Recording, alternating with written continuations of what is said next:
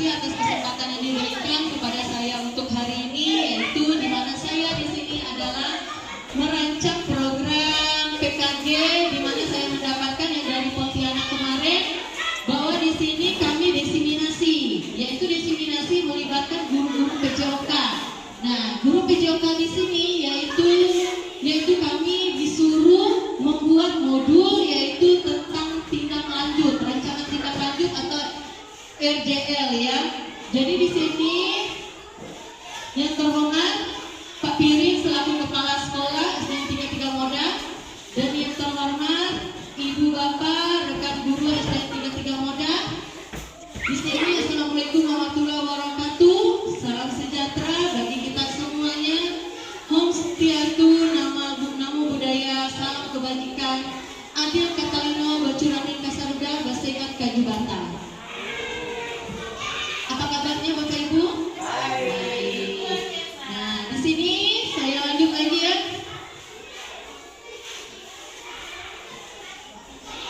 Nah, di sini ini adalah judul rancangan program saya, di mana guru PJOK di sini membuat rancangan tindak lanjut, yaitu adalah aksi nyata saya sendiri, yaitu dengan judul adalah gerakan aktif meningkatkan partisipasi dan kepemilikan peserta didik dalam aktivitas PJOK. Nah, di sini nanti akan melibatkan guru-guru semuanya, di mana kita mengatur anak-anaklah yang jadi patokan kita, jadi peserta kita. Kita cuma memoderator anak-anak bagaimana rancangan ini, yaitu meningkatkan partisipasi dan kepemilikan peserta didik dalam aktivitas PJOK. Ini yaitu judul dari rancangan tindak lanjut saya mengikuti program PKG PJOK. Latar belakang. Di dalam latar belakang sini ada konten program. Sekolah kita memiliki keberagaman dalam tingkat keterlibatan peserta didik dalam aktivitas PJOK. Berdasarkan permintaan nasib, sekolah memiliki kesekolahan yang baik, namun partisipasi peserta didik bervariasi. Nah, dalam konteks ini, dalam isi program saya, yaitu di mana dalam keterlibatan peserta didik dalam PJOK kita mempunyai aset. Aset kita banyak, ada aset manusia, aset sosial, aset manusianya juga, aset sosial, terus aset dari masyarakatnya juga. Di situ adalah konten program saya sendiri. Kita melibatkan aset-aset yang ada.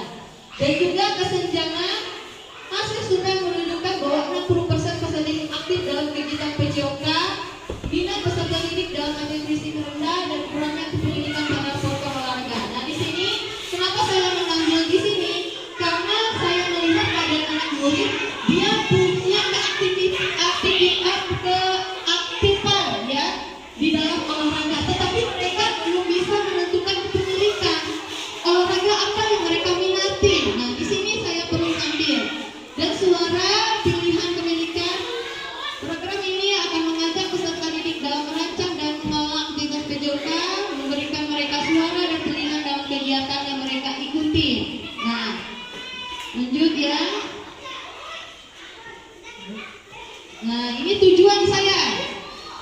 Tujuan saya mengadakan program di sini menyediakan platform bagi peserta didik untuk keterlibatan aktif dalam kegiatan PJOK, menunggu pengembangan suara pilihan dan kepemilikan mereka. Tujuan khususnya meningkatkan partisipasi peserta didik dalam kegiatan PJOK sebanyak 30% dalam 1 bulan. Nah, dalam 1 bulan saya mengadakan yaitu kegiatan PJOK, partisipasinya.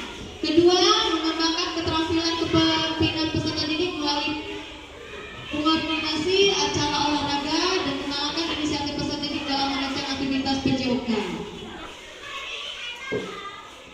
Nah, capaian atau langkah. Di sini capaian 1 ada indikator, langkah aksi dan peran peserta didik. Ada capaian 1, capaian 2, dan capaian yang ketiga.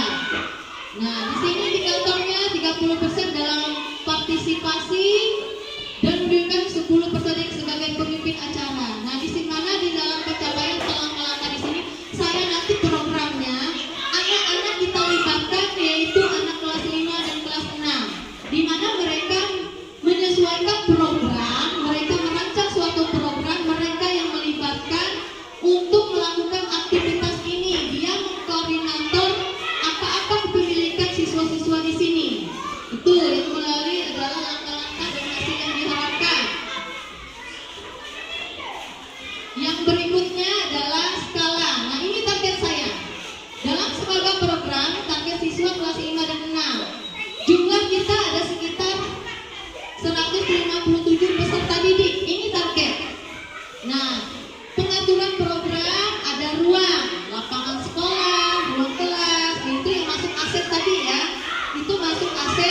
fisik di dalam sekolah kita. Waktu program lesson selama 2 jam setiap hari Jumat. Nah, kenapa saya ngambil hari Jumat? Karena biasa menyesuaikan P5 juga ya. Nah, P5 kita bisa masukkan program olahraga yang saya rancang ini tadi. Nah, mitra komunikasi bisa guru PJK saya sendiri, komite orang tua pelatih olahraga. Di situ yang mitra komunikasinya. Lanjut.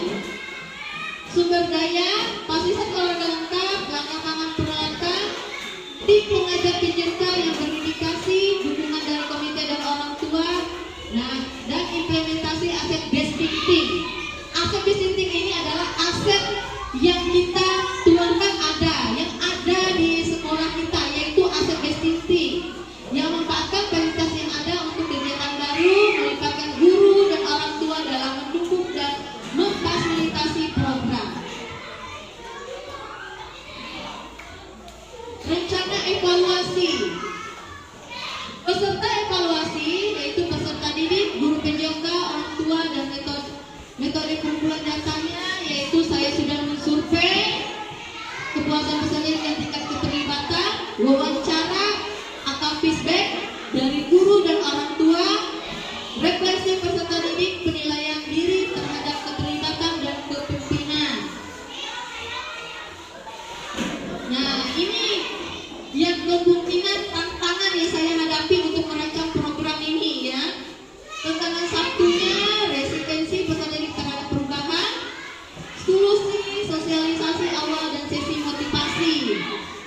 Tantangan 2, deskripsi ada keterlibatan sewaktu kepelatihan kepemimpinan, solusinya integrasi pelatihan dan kegiatan rutin PJK. Tantangan 3-nya kurangnya dukungan dari orang tua, solusinya meningkatkan komunikasi dan keterlibatan orang tua dalam perencanaan. Ini mungkin tantangan yang saya hadapi untuk merancang program. Penutup dan langkah selanjutnya adalah untuk meningkatkan partisipasi dan kepemilikan peserta didik dalam PJK melalui desain dan pelaksanaan kegiatan oleh peserta didik.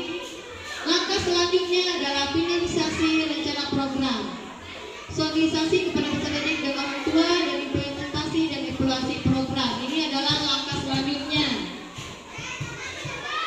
Terima kasih.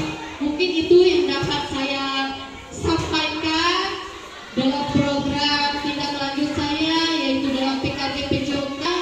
Mungkin ada kesan dan pesannya dari Bapak Ibu atau masukannya yang dapat sampaikan untuk dalam saya merancang program pembelajaran di sini. Mungkin ada yang berkenan Bapak Ibu? Ya, silakan Pak Ikat, berdiri Pak Ikat.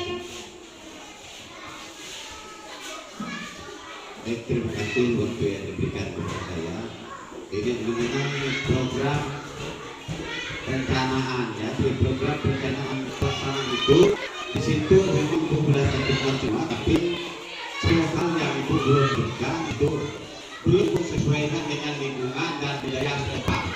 Itu yang kita sarankan biar ibu masukkan disesuaikan dengan lingkungan dan budaya setempat. Contohnya seperti permainan anak itu menjadi olahraga ya, main gasing ya, main apa namanya, main lompat-lompatan itu ya, itu juga termasuk ke dalam olahraga. Itu kan dari budaya. Juga tari-tarian, nah itu juga termasuk dalam olahraga. Terima kasih Bu, itu aja dengan saya. Nah, ini mungkin saran yang bagus buat saya ya, karena di sini dalam